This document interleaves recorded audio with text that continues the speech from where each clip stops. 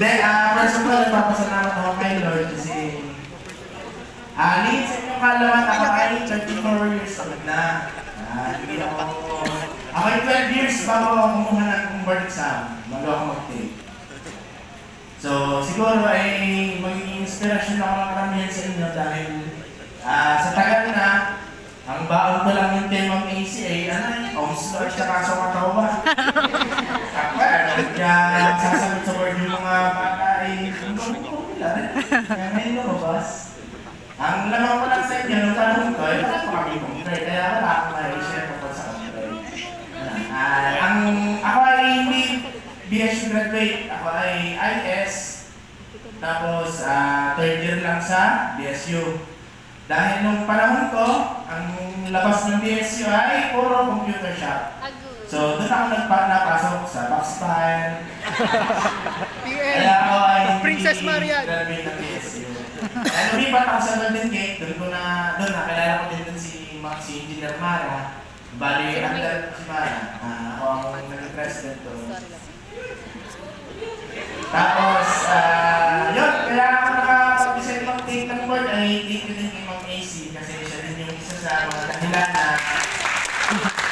kaya ako Sarah, mag-take yun, mag-take ka sa amin. Ma'am, ano na kahirap gano'n, 12 years na, parang alam.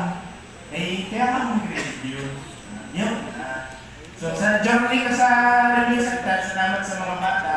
Namine, Nakaine, President. Lagi akong nagtatanong dahil niya, wala na akong alam ng formula. So, salamat sa pagbabay sa akin. At hindi ko makakalimutan yung mga anak ko doon, yung Tatlong Maria. Lagi kong sinachat, tatanong din ako. Kahit gabi-gabi na. So, yun.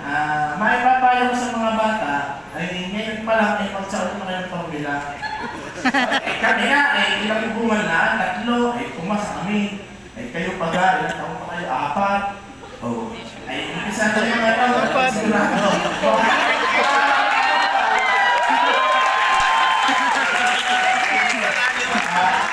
Yung 12 years ago. Hindi nga, yun nga, sabi ng mga nauna sa akin, maliwanag sa sarili, magdasal. Ako, hindi din ako naghakbang ng kanang paa, nung pagpasok ng exam, hindi din ako nagsipa ng Silvia. Nakalimutan ko. May babalik pa sa akin bago na lang sa loob. Ayun, sa mga bata, studying mga engineers, lalo na yung mga graduating, ay di, umpisahan nyo na. Umpisahan nyo na mag-formula. Yun nga, paulit-ulit na solving, kasi natutunan namin sa easy review. Hindi, kunin nyo yung process, yung sa unahin yung process. At pagka kahit pa ang tanong, kahit pagbalibalik ka rin ang tanong, ay yun, makunawaan nyo naman yun. Madali yung mag-edits. Tapos, pagka during review na, hindi kailangan lagi seryoso din.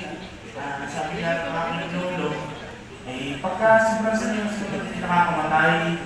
Kaya dapat ay may kaunting,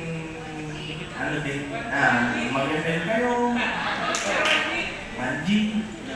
Ayan, sa hindi ka makakabahan, may isa pang susunod sa akin. So yun, salamat. Salamat sa BSU mga support.